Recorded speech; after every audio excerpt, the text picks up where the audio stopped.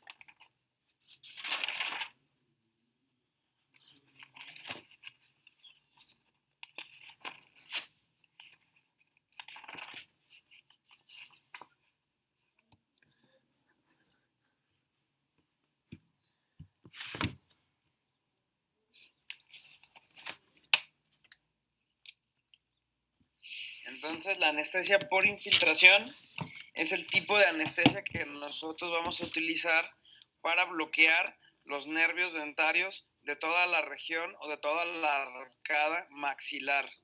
Entonces, siempre que vayamos a anestesiar cualquier órgano dentario de tercer molar a tercer molar de la arcada superior, vamos a realizar anestesia por infiltración, que es diferente a la anestesia troncular. Ya después, conforme vamos avanzando en la clase, van a entender muy bien la diferencia. Entonces, la anestesia por infiltración es la que se utiliza para bloquear todos los órganos dentarios de la arcada superior. Entonces, el fin último de la anestesia por infiltración es colocar el anestésico lo más cercano al ápice posible del diente que nosotros vamos a atender. Como el hueso maxilar es un hueso que está muy poroso, entonces el anestésico se va a pasar por infiltración a través de este hueso esponjoso para lograr anestesiar el diente que nosotros estamos queriendo anestesiar, a diferencia de los órganos dentarios que se encuentran en la región mandibular o en la arcada mandibular. En la arcada mandibular, el hueso es un hueso compacto y es un hueso muy duro, que el anestésico no logra pasar, no lo logra atravesar. Entonces, la única forma de anestesiar los órganos dentarios inferiores es por medio de una anestesia troncular, que es el bloqueo del nervio dentario inferior y el bloqueo del nervio mentoniano, que son tipo de bloqueos tronculares, que con aplicar una sola dosis sobre el nervio podemos producir un efecto a lo largo de todos los dientes que reciben inervación de este nervio. Y la anestesia por infiltración es más fácil de colocar, pero solamente anestesia un solo diente. Si queremos anestesiar varios dientes, vamos a tener que ir anestesiando uno por uno. Entonces, espero vaya quedando claro la diferencia entre anestesia por infiltración y anestesia troncular. Doctor, ¿Sí? ¿me puede volver a repetir? Es que la verdad no le entendí muy bien. Me confundí. Ok. ¿Qué fue lo que entendiste? O sea que la de por infiltración era para la arcada superior y en los terceros molares o Sí. los molares, y que nada más la por infiltración anestesiaba solamente un órgano dentario, pero lo de la tubular la verdad no lo entendí. Así, es anestesia troncular. Entonces, la anestesia troncular es dormir todo el tronco nervioso o toda la rama. Entonces, por ejemplo, la anestesia del nervio dentario es una anestesia troncular. Entonces, con poner la anestesia en el nervio dentario, puedes dormir toda una arcada. Y en la mandíbula nosotros no podemos poner anestesia por infiltración porque la mandíbula es muy densa, el hueso de la mandíbula es muy denso. Entonces tenemos que hacer la anestesia troncular, colocar el anestésico justo antes en el nervio, justo antes de que entre al hueso para que nosotros podamos anestesiarlo, porque colocando el anestésico encima del periósteo, del hueso mandibular, nosotros no tendríamos el mismo resultado que colocándolo en el hueso maxilar, que es más poroso y es más fácil de colocar el anestésico en la parte de arriba. ¿Sí queda claro? Sí, doctor, gracias. Ok.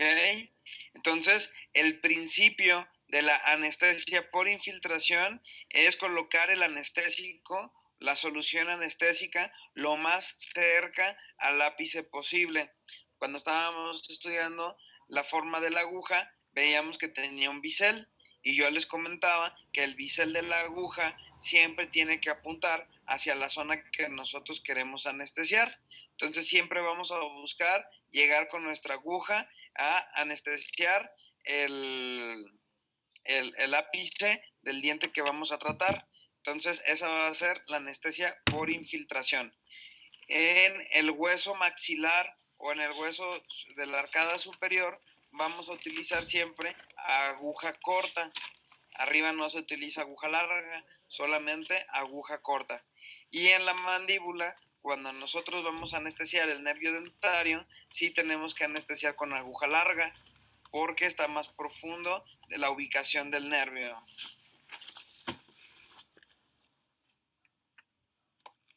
Otra vez, aquí anoten la diapositiva, por favor.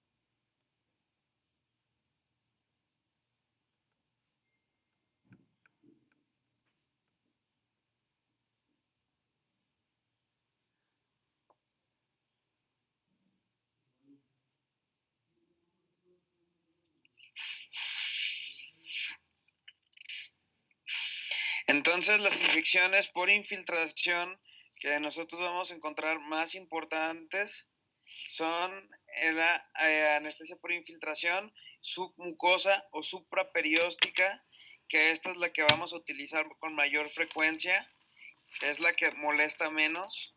Después tenemos la subperióstica, que va por debajo del periósteo, y esta sí es más dolorosa.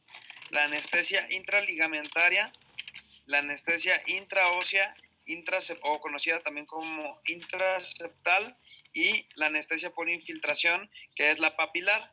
Vamos a ir estudiando uno por uno. La anestesia por infiltración o supraperióstica es el método de anestesia local que se emplea con más frecuencia.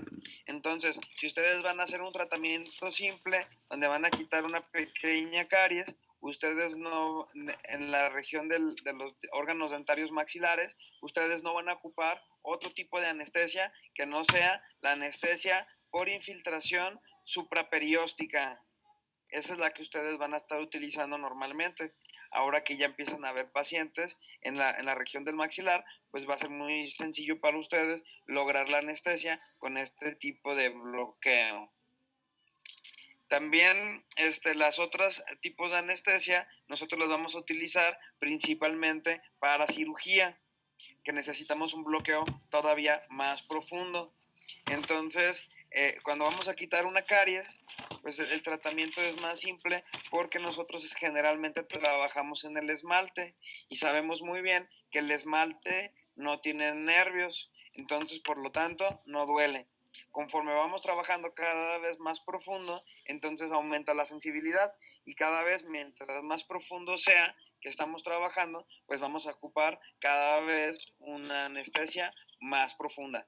Entonces, en el caso de que están quitando una caries y que se va hacia la dentina, van a tener que hacer un bloqueo un poquito más profundo y después, si el paciente necesita una endodoncia, entonces ahora sí vamos a tener que recurrir a tipo de anestesia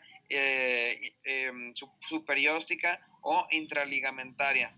Sobre todo la intraligamentaria y la intraósea la utilizamos mucho en las extracciones dentales, porque ahí sí ya aumenta la sensibilidad, porque ya estamos trabajando sobre el hueso y sobre la pulpa del diente que estamos haciendo la extracción.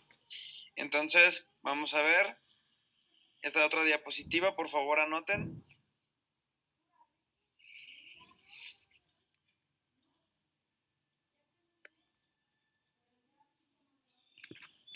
Doctor, ¿Sí? y por ejemplo, la papilar, ¿para qué se usa? La papilar también la utilizamos en cirugía, sobre todo si es una cirugía periodontal, como un alargamiento coronario. Ok, gracias. Sí, de nada.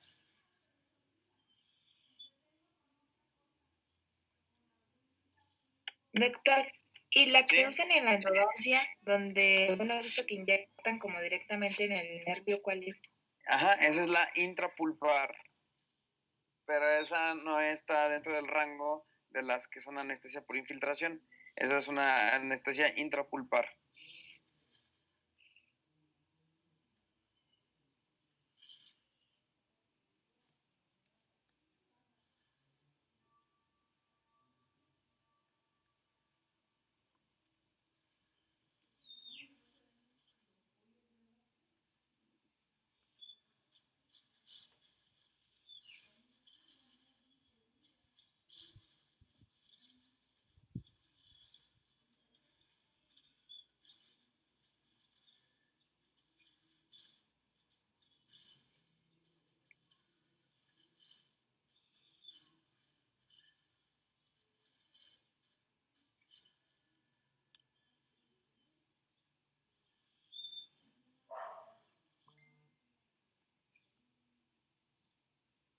Entonces, ¿de qué depende la eficacia de la anestesia por infiltración? Va a depender de la permeabilidad de los tejidos. Mientras más poroso sea el hueso, pues entonces el anestésico va a entrar más fácil hacia el tejido óseo. Entonces, en la sección o en la zona del hueso maxilar superior, entonces es más permeable y por lo tanto va a ser más eficaz nuestra anestesia por infiltración. Entonces, ¿por qué? Porque la placa cortical externa es más delgada y entonces ayuda a que el anestésico pase más fácil a través de este hueso esponjoso y lograr entonces la anestesia. Nada más, la única condición para que ustedes puedan anestesiar perfectamente por medio de la anestesia por infiltración es colocar el anestésico lo más cercano al ápice del diente que ustedes van a tratar. Entonces, en la zona del maxilar solamente existen dos zonas en las que la cortical es más gruesa y en donde la anestesia nos puede costar un poco más de trabajo. ¿Cuáles son estas zonas del maxilar en donde la cortical es más gruesa? En la región del canino y en la región del molar superior. En la región del canino, como el canino tiene una raíz muy larga y muy gruesa, también hace que la cortical ahí sea más gruesa. O sea, a veces anestesiar al canino es más complicado haciéndolo por anestesia por infiltración. Entonces, para lograrlo, por medio de la anestesia por infiltración, tenemos que colocar más anestésico local. Y en la zona del primer molar superior, la zona del primer molar superior, si ustedes recuerdan la anatomía del macizo facial, ahí está el contrafuerte del hueso malar. Entonces, en la zona del primer molar, ahí el hueso es más grueso, porque ahí se encuentra la apófisis piramidal del hueso maxilar, que se articula con el hueso malar. Entonces, en esa zona el hueso es un poquito más denso. De ahí en más, toda la zona del maxilar es muy sencilla anestesiarla por medio de una anestesia supraperióstica por infiltración.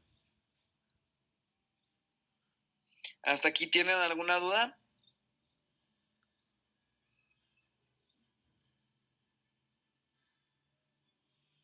No. Ok. Entonces ahora pasamos a la anestesia en la arcada inferior. Por favor, anoten esta diapositiva.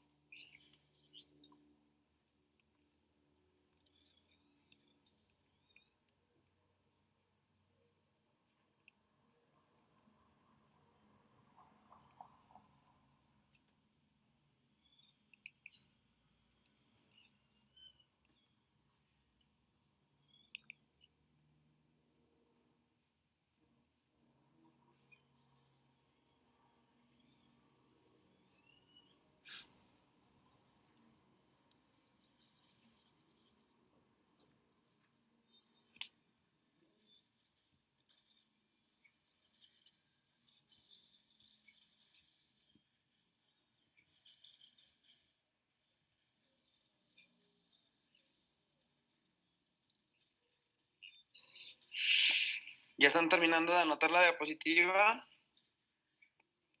Ya casi. Sí, doctor, ya casi. Ok.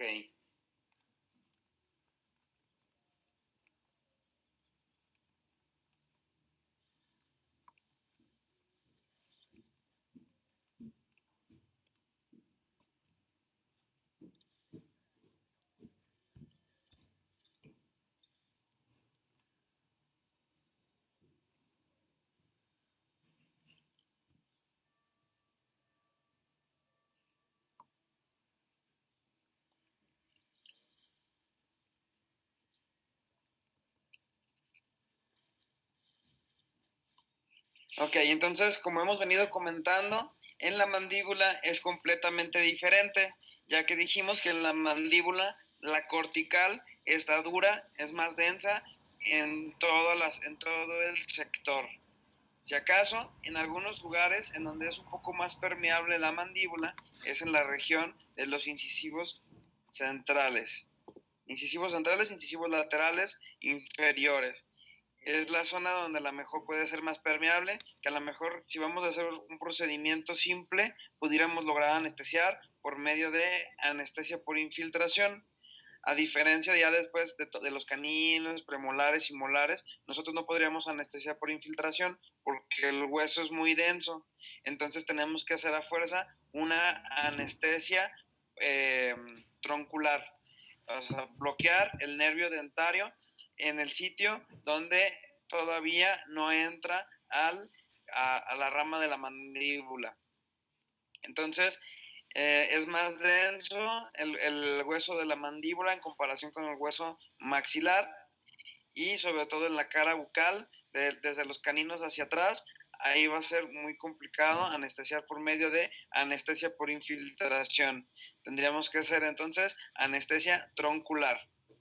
Dijimos que entonces en la fosa incisiva es la zona en donde pudiera haber un poquito más permeabilidad y pudiéramos hacer un poco de anestesia por infiltración, pero casi siempre lo mejor es hacer una anestesia troncular de los nervios mentonianos.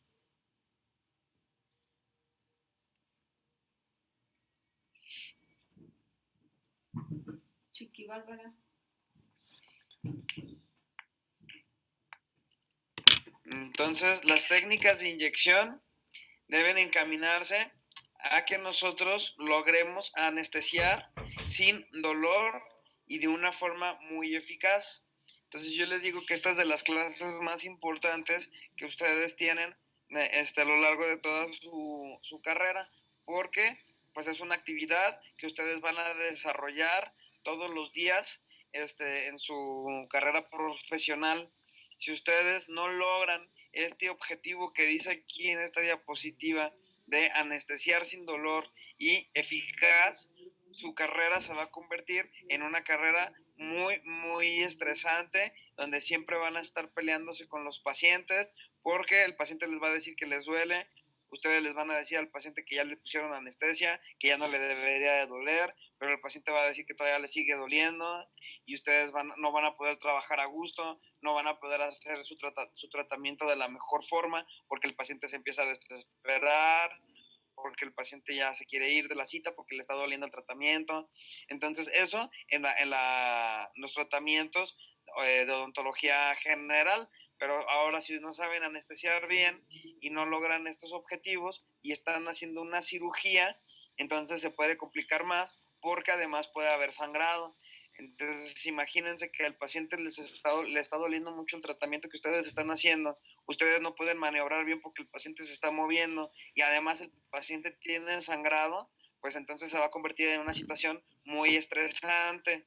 Entonces por eso ustedes tienen que desarrollar la habilidad de conocer muy bien los anestésicos locales y saber muy bien la anatomía para que ustedes logren anestesiar de una forma efectiva y sin dolor. Y les digo que cuando ustedes logren esto, el paciente se los va a agradecer mucho y les va a mandar mucho trabajo, además de que ustedes van a disfrutar más su carrera profesional porque van a poder laborar de una forma mucho más cómoda y mucho más segura. Entonces, por eso hay que seguir todas las normas y poner mucha atención y estudiar muy bien estas clases. Cuando nosotros vamos a anestesiar a nuestro paciente, es muy importante acomodarlo de forma adecuada. Aquí anoten la diapositiva, por favor.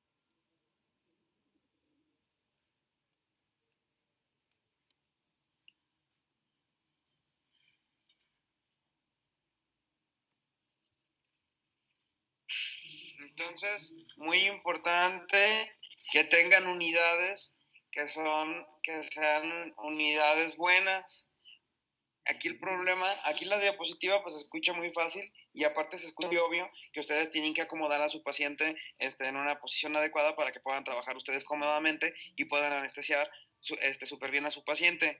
Entonces el problema es cuando ya ponen sus consultorios, muchas veces compran unidades que son hidráulicas. Entonces, pues sí, son las más económicas que las unidades eléctricas, pero el problema es que las unidades hidráulicas nosotros es muy difícil que podamos estar acomodando al paciente en una posición que sea cómoda para nosotros, así como lo ven en su imagen.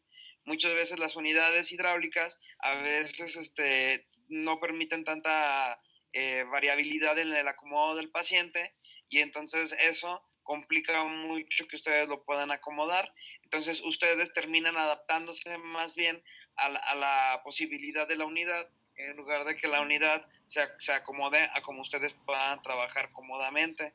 Entonces, cuando a veces estamos en la universidad, pues ahí en la universidad tenemos muchas comodidades. Las unidades que tenemos en la universidad, pues son de las mejores marcas que existen a nivel mundial. Y también, pues hay muy buen compresor, que es un compresor de vacío, que sirve para que haga todas las funciones de todas las unidades al mismo tiempo. Pero a veces ya cuando estamos armando el consultorio, nos damos cuenta que es muy costoso y entonces a veces terminamos armando nuestro consultorio con equipos que son más económicos, pero que la verdad yo no les recomiendo porque les van a empezar a traer muchos problemas a futuro, logrando no anestesiar bien a los pacientes y todas las cosas que hemos estado comentando hasta ahorita. Entonces, por favor, pues yo les recomiendo que cuando tengan ahí ya oportunidad de hacer su consultorio, pues traten de comprar unidades que sean unidades eléctricas para que puedan acomodar mejor a su paciente. Entonces, al momento de administrar el anestésico local, debemos de tener siempre el sillón inclinado hacia atrás para poder mantener la cabeza del paciente lo más abajo posible en un ángulo de 30 grados, que es el mínimo aceptable. O sea, normalmente la cabeza está a 30 grados abajo de la porción, de la otra porción corporal. Entonces la cabeza tiene que estar inclinada un poquito hacia abajo, 30 grados, y con esto vamos a reducir también la posibilidad de síncope, porque vamos a tener mejor irrigada la región cerebral y pues va a haber menor riesgo de desmayo. Además, la visión que nosotros debemos de tener desde la cavidad oral de nuestro paciente hasta nuestra vista debe de ser un margen de 35 centímetros. Por eso aquí la función de las lupas, porque las lupas nos permiten tener una visión amplia sin tener que estarnos agachando tanto para ver detalles. Por ejemplo, las líneas de terminado de esos dientes que están tallando o las resinas que ustedes están colocando, a veces se tienen que agachar mucho. Entonces, por eso la función de las lupas. Entonces, ustedes tienen que estar bien erguidos, que su columna esté bien vertical y los brazos y los codos del paciente deben de estar más o menos a la altura del paciente. Entonces les digo porque muchas veces no acomodamos bien al paciente y el paciente puede quedar muy alto y eso es muy incómodo para trabajar, para que podamos trabajar nosotros, o puede quedar muy abajo. Entonces, el paciente debe de estar en una adecuada posición para que nosotros podamos tener una adecuada movilidad y no nos lastimemos la espalda. Entonces, hay que tener unidades eléctricas cómodas para el paciente y también sillas cómodas para nosotros que nos permitan mantener nuestra espalda erguida y no lastimar nuestra espalda con el paso del tiempo.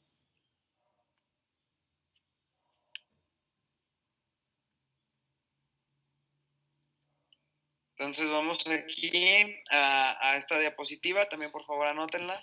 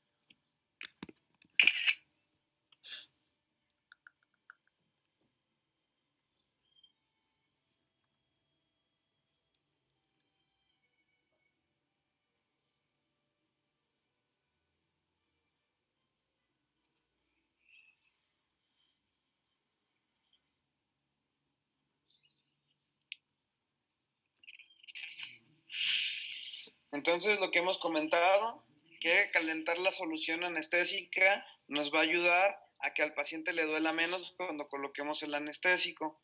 Entonces, algunas personas pueden calentar los cartuchos en agua calientita, o otras personas pueden calentar los cartuchos con las manos. El chiste es que aumente la temperatura de la solución anestésica para que ustedes, cuando coloquen el anestésico, no genere un cambio de temperatura y este cambio de temperatura pueda provocar dolor.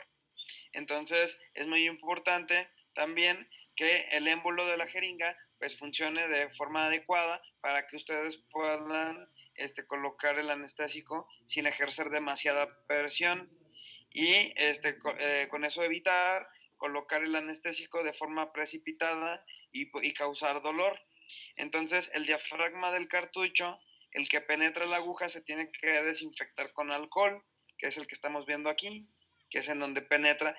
Pues sí está contaminado porque este es el que está expuesto siempre. Entonces, hay que desinfectarlo con alcohol y después colocar ahí, ahora sí, nuestra aguja. Entonces, siempre nuestra aguja debe de estar fuera de situaciones peligrosas de los ojos de nuestros pacientes. Por eso hay que ponerle siempre lentes de protección que nos permita ofrecerle mayor seguridad a nuestro paciente.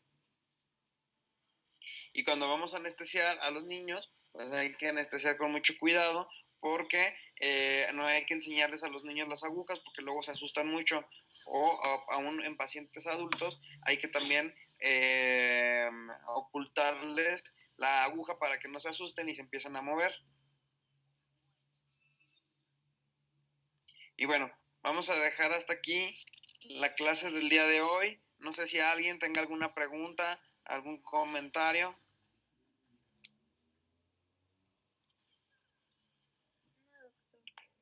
No, doctor.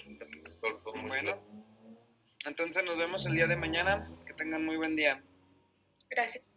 Gracias, Gracias, doctor. Buen día. doctor. Gracias. Igualmente.